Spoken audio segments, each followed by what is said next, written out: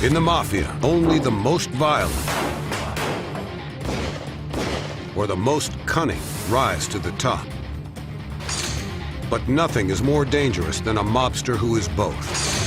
Vito Genovese's singular ambition to become capo di tutti capi, the boss of all bosses, puts him at the head of a crime family that will bear his name, and at the center of events that shape the American mob. This is the true story of Vito Genovese.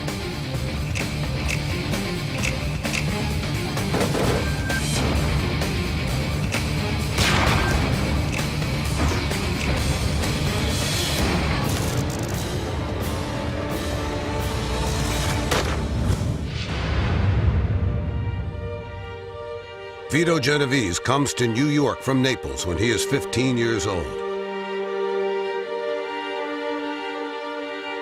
He is among the thousands of Italian immigrants hitting the city's shores at the turn of the century. Genovese grew up in the slums of New York. From the beginning, he was involved in these terrifying street gangs. Violence ruled, and he never changed. Genovese was a product of the gutter of New York City. He was constantly in conflict. Everything had to be out of the barrel of a gun. That was Genovese. Police records show that over the next 10 years, Genovese is charged with shooting a man in Queens, running down and killing a man in Brooklyn, having a loaded revolver tucked into his belt on the Lower East Side, and murdering another hoodlum.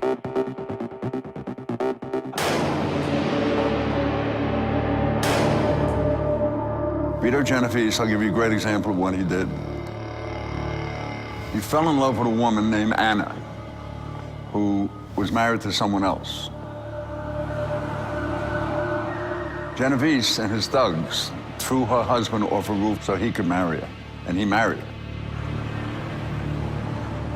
Murder was just a ritual with him. He had no conscience. This appetite for killing does not go unnoticed. By the mid-1920s, Genovese is a hitman for the greatest mafia boss of them all, Charles Lucky Luciano.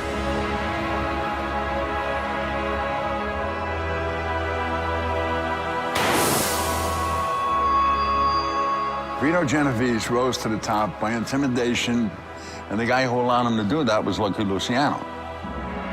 Lucky Luciano used Vito Genovese as his intimidator. Luciano may have looked very cultivated, but he needed hitmen. And when he needed hitmen, one of the first people he turned to was Vito Genovese. By 1931, Genovese is acknowledged as Lucky Luciano's right-hand man and underboss, and is one of the key hitmen sent by Luciano to kill rival boss Giuseppe Masseria.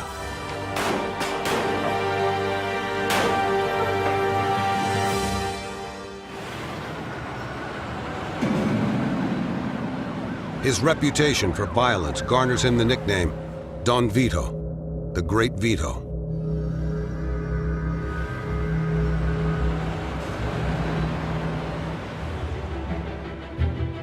And in 1936, Genovese gets the chance to take the top job when mafia boss Luciano is convicted on prostitution charges and sent to prison for 50 years. When Lucky was convicted and sentenced to a long prison term, Vito considered himself to be the heir apparent. But things don't go as planned. Genovese is also being pursued by authorities.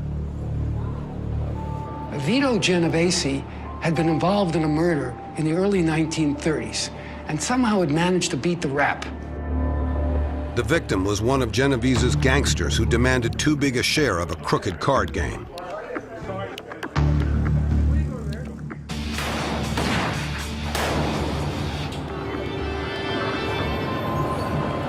Trouble is, an informant has come forward to point the finger at Genovese as the man who ordered the hit.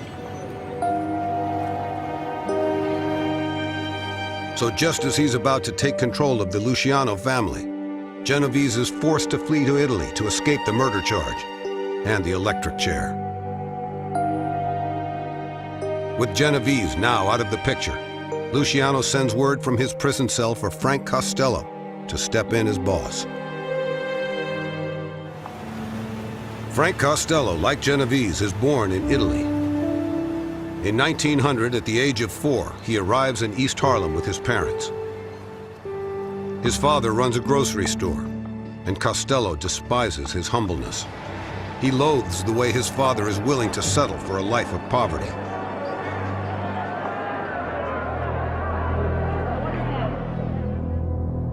So rather than work with his father, Costello chooses the streets, joining one of the violent gangs of New York.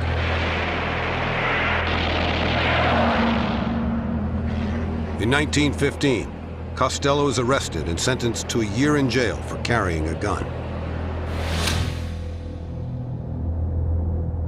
This event changes him and makes him a very different man from Genovese. On his release, Costello decides to use his brains, not bullets, to get ahead. The people that he worked with were prone to violence, almost by definition, and he understood that murders were bad for business. He would never be a kind of hitman, goon, a muscle man type. He was a gentleman gangster. He was never going to be a thug. And he also latched on to something called slot machines. By the 1930s, Frank Costello is known to the underworld as the king of the slots. His illegal one-armed bandit machines are grossing $500,000 a day. He made millions. It established him as somebody who was known as an earner, not a guy who goes out and has to commit hits or violent crimes. With Genovese gone, Frank Costello is a very powerful man. As the head of the largest mob family in America, with more than 400 soldiers beneath him, Costello easily fills Luciano's shoes and continues to add billions of dollars to the family's fortunes.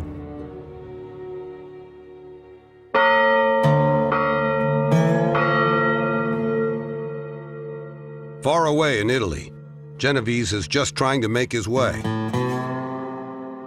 It's rumored that when he flees the U.S. on the murder charge, he has $750,000 in his bags. And he's going to need it.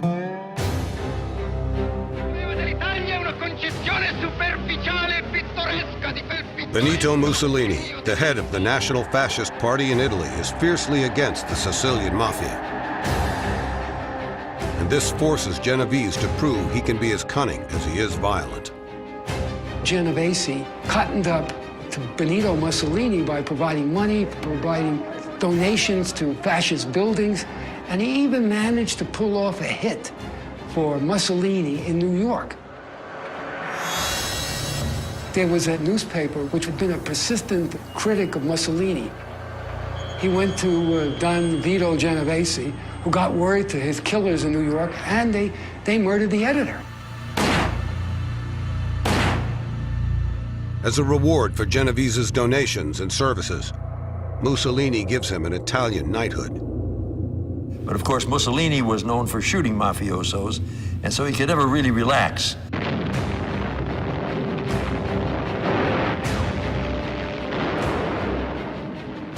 When World War II begins, Genovese seizes another opportunity. He was a pretty crafty guy, Genovese. Turned out he worked both for the Axis and for the Allies. When the Americans invade Sicily in 1943, Mussolini is overthrown. So Genovese quickly switches sides and becomes an interpreter and advisor to the U.S. military. They thought he was doing them a favor. What he was really doing, he was running a black marketeering scheme. He was stealing supplies from army bases by corrupting army officers and selling it on the black market in Italy. Vito Genovese, the mobster with a knack for always landing on his feet, turns a defeat into a victory once again. But despite the lucrative life he's made for himself in Italy, his true ambition and fate still await over 4,000 miles away, across the Atlantic.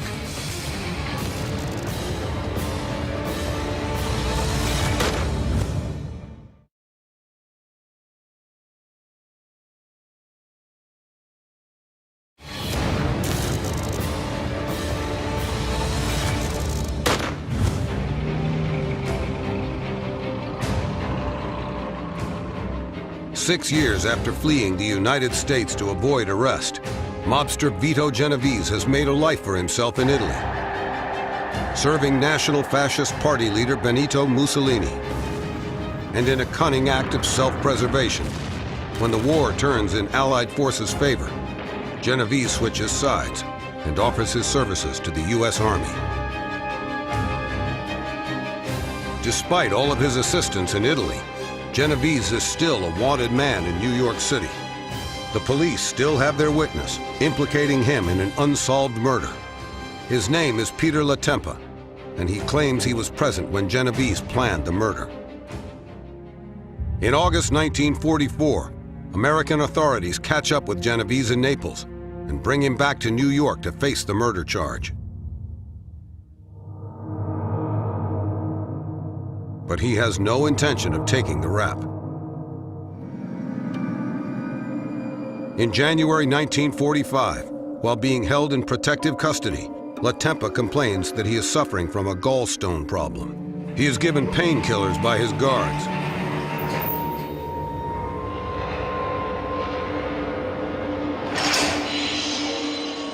Two hours later, he's dead. The toxicologist who examines his body reports that he's taken enough sedatives to kill 8 horses.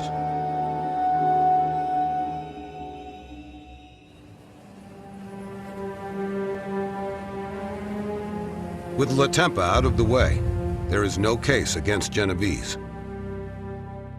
The judge tells him, "I cannot speak for the jury, but I believe if there was a shred of corroborating evidence, you would have been condemned to the chair. By devious means, you have thwarted justice time and time again." Vito Genovese is a free man.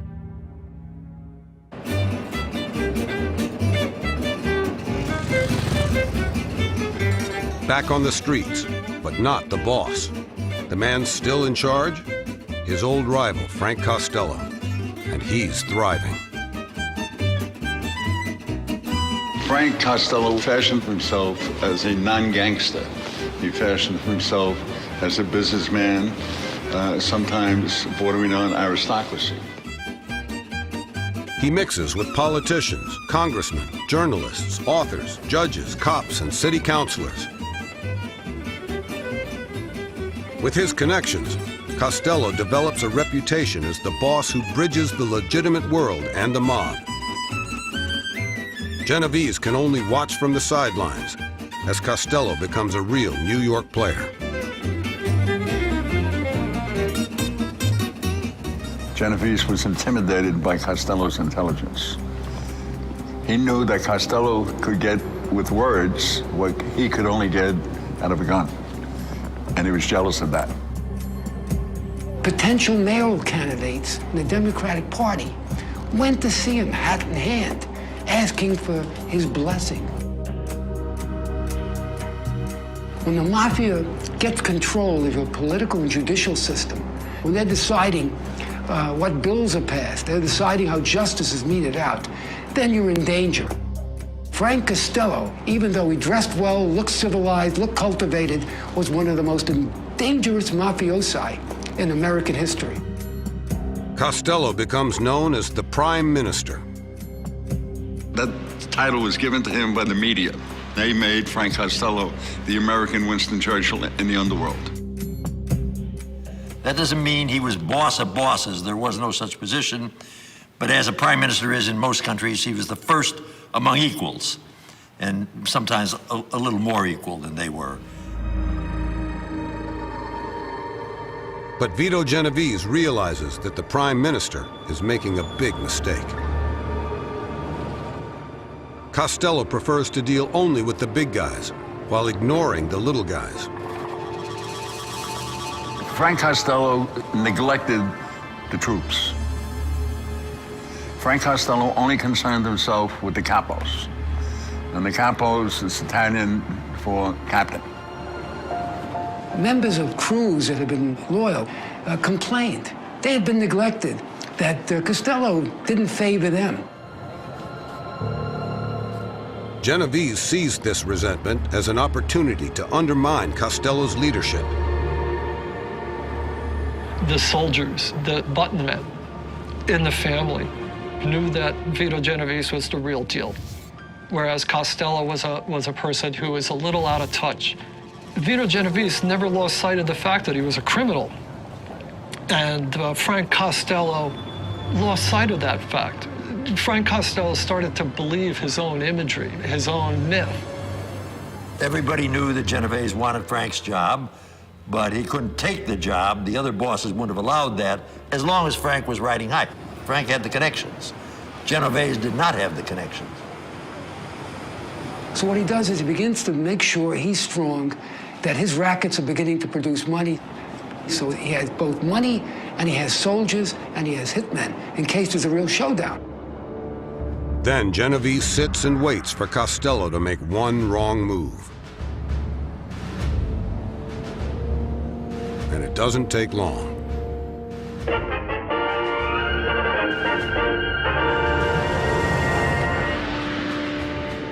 In 1950, an ambitious Democratic senator from Tennessee named Estes Kefauver heads a committee to investigate organized crime in America. Kefauver calls on more than 600 gangsters, underworld figures, politicians, and policemen to testify before his committee. The country is transfixed as the hearings become headline news. I remember the Kefauver investigations. I was a very young lad, and I remember actually watching those, and it was a real revelation. We began to see that there was these people among us, criminals, who were very well organized and very deliberate in their activities, and controlled a great deal of the criminal activity in this country. Many of the witnesses refuse to say anything, but not Frank Costello. He agrees to answer questions. Has this country come up to your anticipations? What have you ever done for your country as a good citizen? Well, I don't know what you claim, what you mean by that. Well, you're looking back over the years now to that time when you became a citizen. I mean, now standing 20-odd years after that. You must have in your mind some things you've done that you can speak of to your credit as an American citizen. If so, what are they? Paid my tax. I pay my taxes. That was his answer. Now, in his mind, he thought that was enough. He didn't think that he had to join the Army or the Marine Corps. I pay my taxes. Everybody pays their taxes. They're working for their country.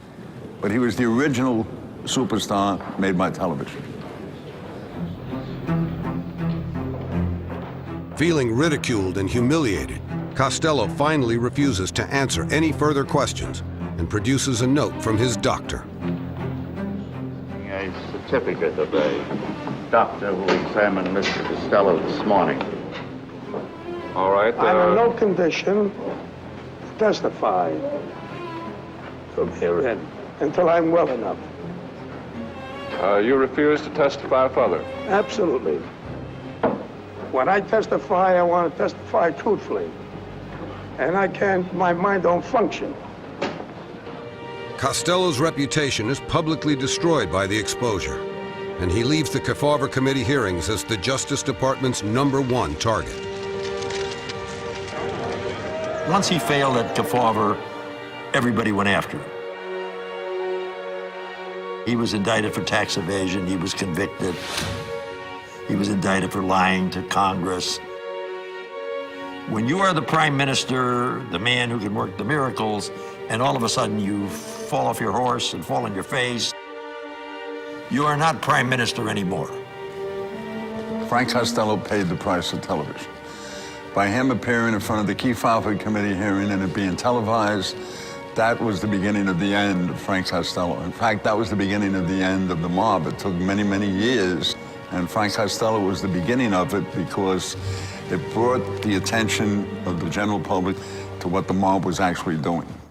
With Frank Costello's reputation in shambles and his power diminishing by the hour, the inevitable face-off between the Prime Minister and the man called Don Vito finally arrives, and Vito Genovese is moving in for the kill.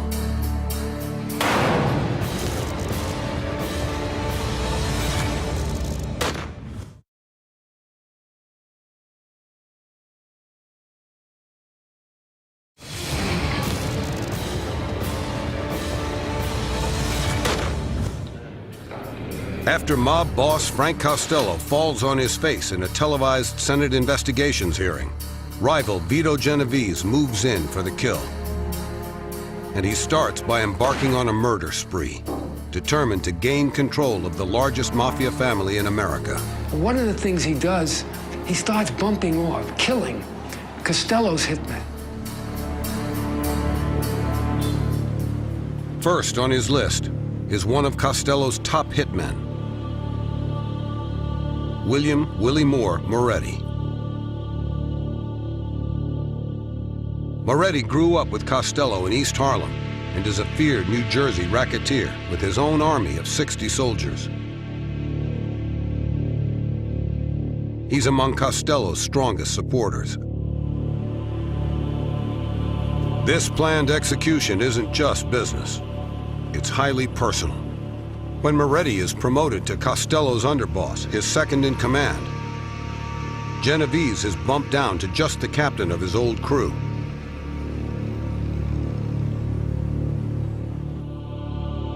Genovese chooses his target well. Moretti is suffering from advanced syphilis, which is spreading to his brain, a condition Genovese is able to use to his full advantage. He approaches the commission, the mafia's board of directors, and warns that Moretti's compromised condition could cause him to slip and talk to the press. Then he asks for their permission for a mercy killing. The commission, set up by Lucky Luciano in 1931 as a democratic system for dealing with all the mob's affairs, operates under strict rules. No boss can be hit without the commission's permission. And they give it to Genovese.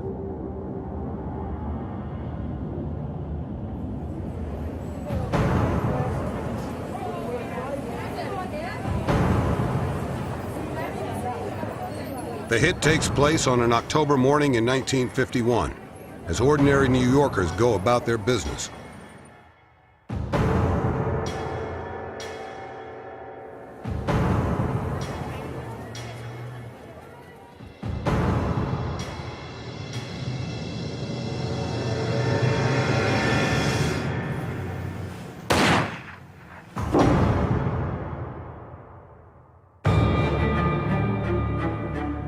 Genovese now makes it quite clear to Costello that he's coming after him, and Costello's in no position to fight back.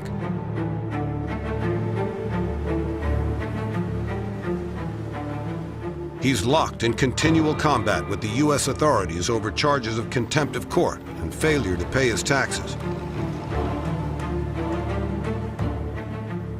Over the next 6 years, Costello is in and out of jail.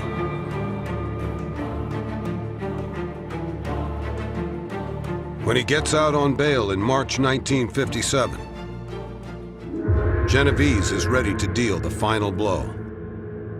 Genovese many, many times tried to get the okay of the commission to kill Costello.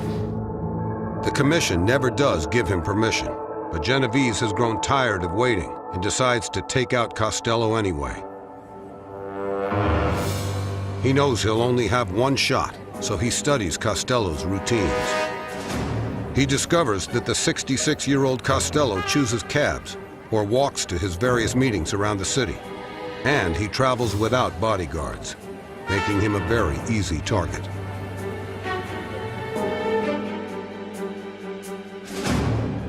Other bosses had an army of bodyguards around them. Costello said, if they're going to kill you, that's the first ones they'll bribe. Genovese gave the contract to Vincent Gigante, who was a former prize fighter, who became Genovese's chauffeur. He was a real thug, tough guy. I mean, he'd kill you at the drop of a hat. He was the mirror image of a Genovese. Genovese liked him for that. He was just a ruthless killer.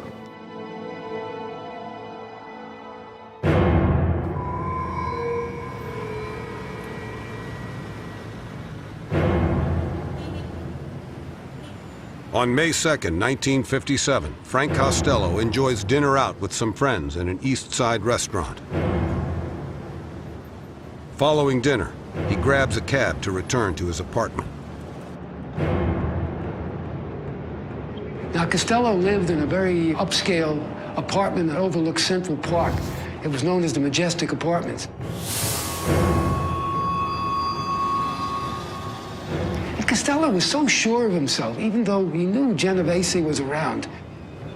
He came home one night, walked into his lobby, and he was met by Gigante.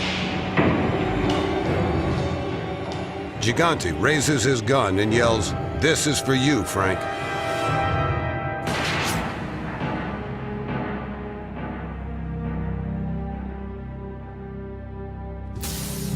Costello is covered with blood when he reaches Roosevelt Hospital.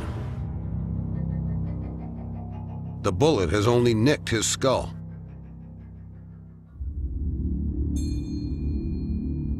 When authorities investigate the failed assassination, the doorman of the Majestic identifies Gigante as Costello's hitman. Gigante is put on trial for attempted murder, and this puts Vito Genovese in a very complicated position. If Costello fingers Gigante, Gigante could point the finger at him.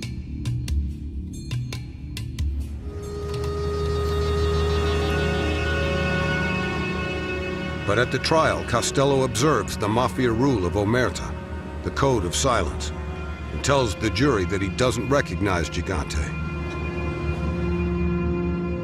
Gigante is acquitted, and as he leaves the court, he walks over to Costello, holds out his hand, and says, "Thanks, Frank."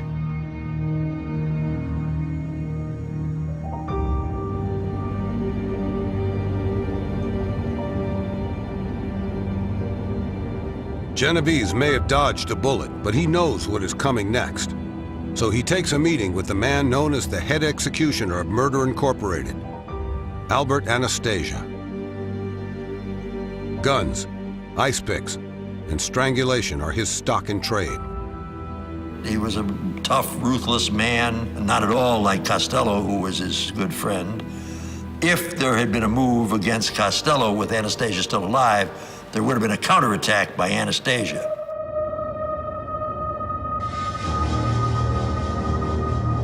Genovese decides to strike first. The problem is getting to Anastasia.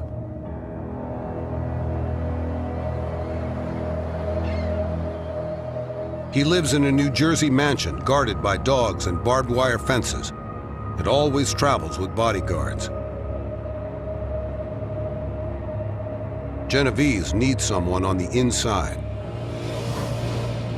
He approaches an ambitious Anastasia lieutenant, Carlo Gambino, and convinces him that they will both be better off with Anastasia dead.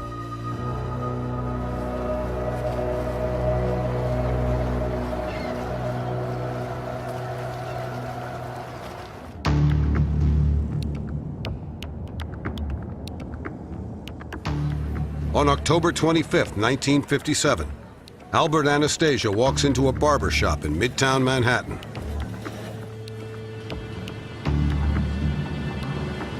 His bodyguards park the car in an underground garage and take a walk.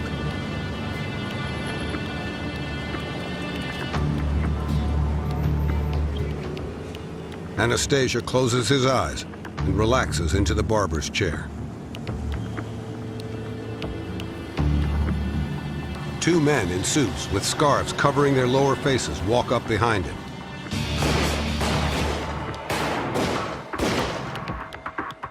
Anastasia is literally blasted out of the chair.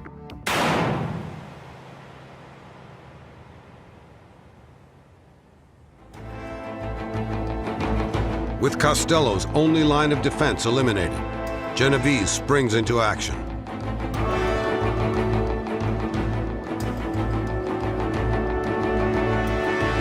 He denounces Frank Costello's authority and declares himself as the new head of the family.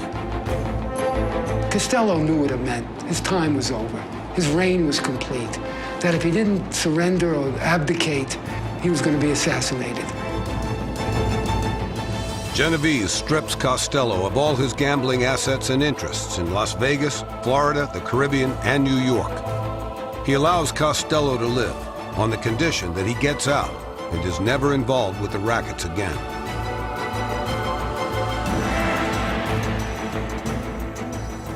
Costello sent a message to Vito Genovese, Don Vito, it's yours. You're in control.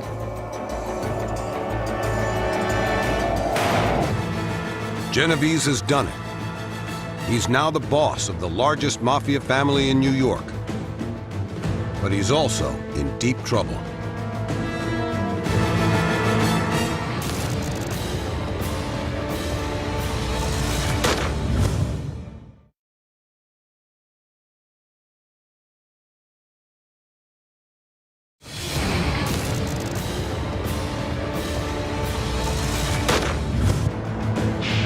Vito Genovese is now the boss of the largest mafia family in New York.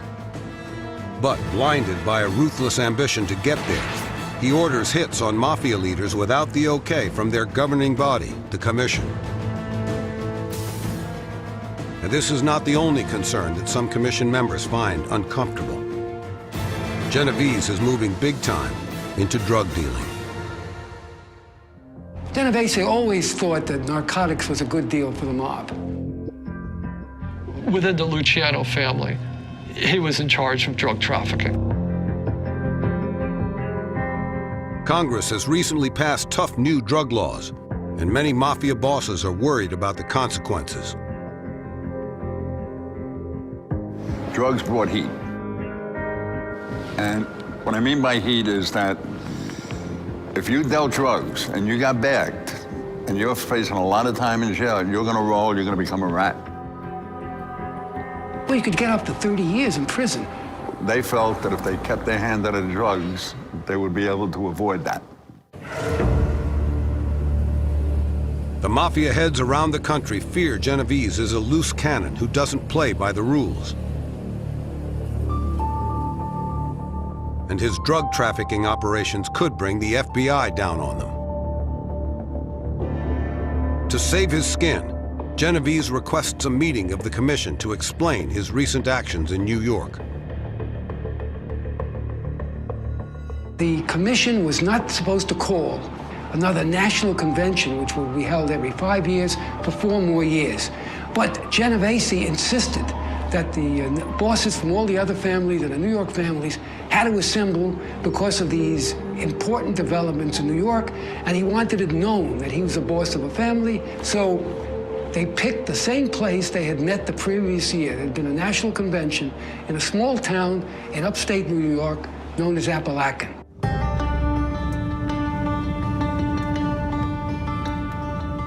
It would prove to be the biggest mistake of Genovese's life.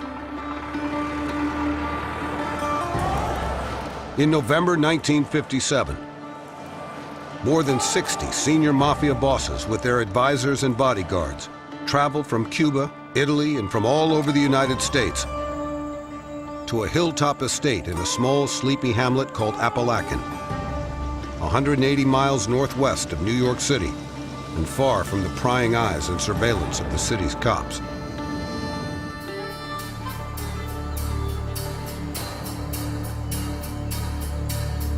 Appalachian is the home of mafia boss Joseph Barbera. His guests include all the most powerful members of the mafia, like Joe Bonanno, Carmine Galante, Sam Giancana, and Joe Profaci. And at the head of the table, Don Vito Genovese. Local detective Sergeant Edgar Crosswell of the New York State Police observes the sudden surge in tourism. The local police noticed something strange. All these out-of-towners and dozens of cars were pulling into one farmhouse in a remote area. Crosswell's suspicions are aroused when he notices that Barbera is booking up the local hotel. They're also tipped off by a local food supplier that Barbera had ordered 20 pounds of steak, 20 pounds of veal cutlets, and 15 pounds of cold cuts that day. Crosswell has been keeping a close eye on Barbera, as he knows he has mob connections. He calls for backup.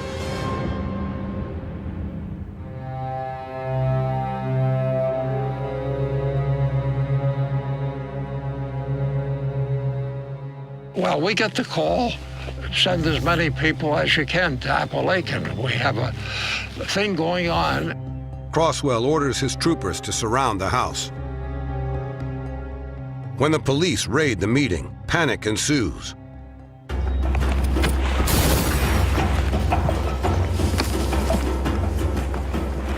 Some rush to their cars, others flee through the woods, ripping their silk suits as they run.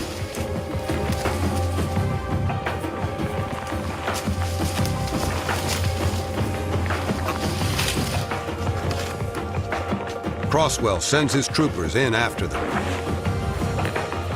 Police eventually managed to round up 60 mafia members, including New York leaders Profaci, Bonanno, Galante, and Gambino. Everybody had the same excuse that they heard Barbera was sick, and they all dropped in to see him, pay their respects. Here you had this obvious convention of Italian or Sicilian American mobsters, and you couldn't dismiss it just as a casual meeting and the claim by all of them that they went to visit a sick friend. I mean, nobody could swallow that. The Justice Department estimate that at least 50 escaped, including Chicago boss Sam Giancana.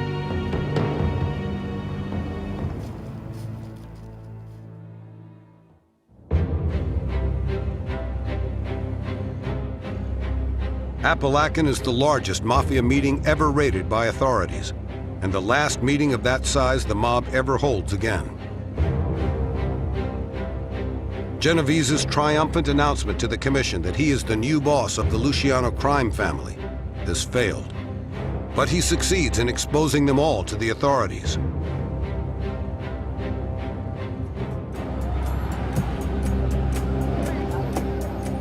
As a direct result of Appalachian, a federal grand jury finds 20 mafia members guilty of conspiracy to commit perjury and obstruct justice, with some receiving sentences of 3 to 5 years.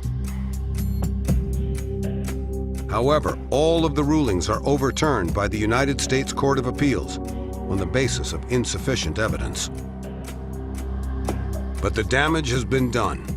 Genovese has awakened a sleeping giant. The FBI. This is the FBI. The house is surrounded. And it hits them like a bombshell.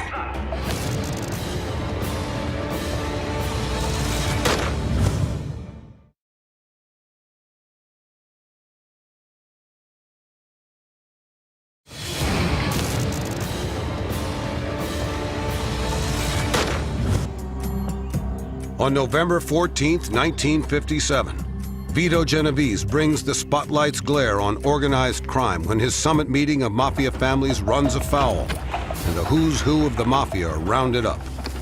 Known as the Appalachian meeting, it goes down as the biggest mistake in mafia history. I think the Appalachian organized crime meeting, the meeting of the bosses of America's organized crime in one location, really brought home to the American public and to the FBI the magnitude of this problem. Up to this point, FBI Director J. Edgar Hoover is reluctant even to admit the existence of organized crime in America. He writes, There was no such thing as organized crime or the mafia, and the claim that there was a national crime syndicate was baloney. All of a sudden, everything that they had been saying, that there was no national organization, that crime was essentially local and it was up for local law enforcement to deal with,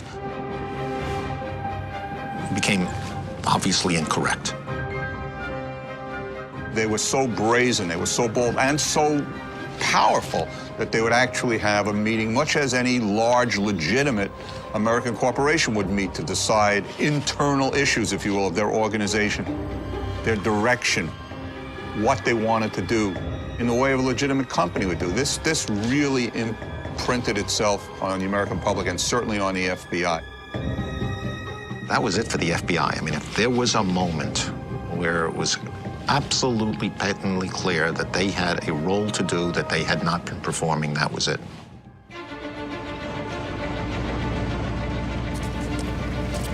All this changes after Apalachin. The FBI is galvanized into action. Hoover immediately commissions a special report to confirm whether the mafia actually exists. It declares, "The truth of the matter is the available evidence makes it impossible to deny logically the existence of a criminal organization known as the Mafia, which for generations has plagued the law-abiding citizens of Sicily, Italy, and the United States."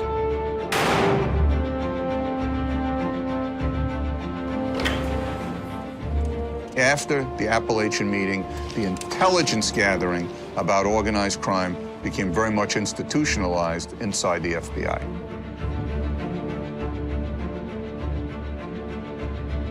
Most of the investigations were intelligence investigations, where we gathered information about who they were and the kinds of activities they were involved with.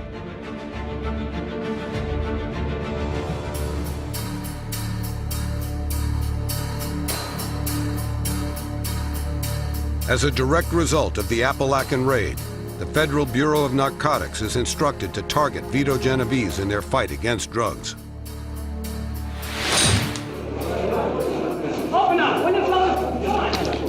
What about the government's charge that you're the right man, that you're the #1 man in this narcotics business? Charges are fantastic and ridiculous.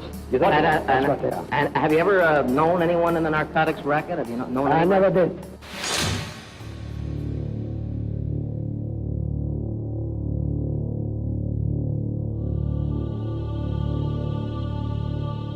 In April of 1959, the man known across the underworld as Don Vito is finally nailed in a Manhattan federal court. Vito Genovese is fined $20,000 and sentenced to 15 years in prison for heading an international narcotics syndicate that smuggles heroin and cocaine into the United States.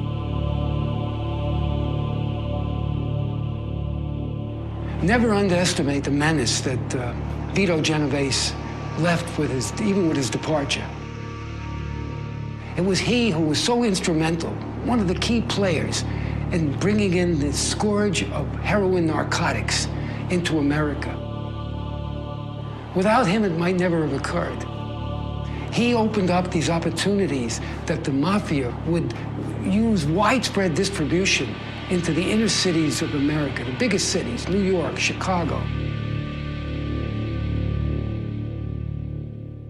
For the first time, you had the mass appeal of a narcotics contagion that enveloped the country. And one person who has to bear some of that responsibility is Don Vito Genovese.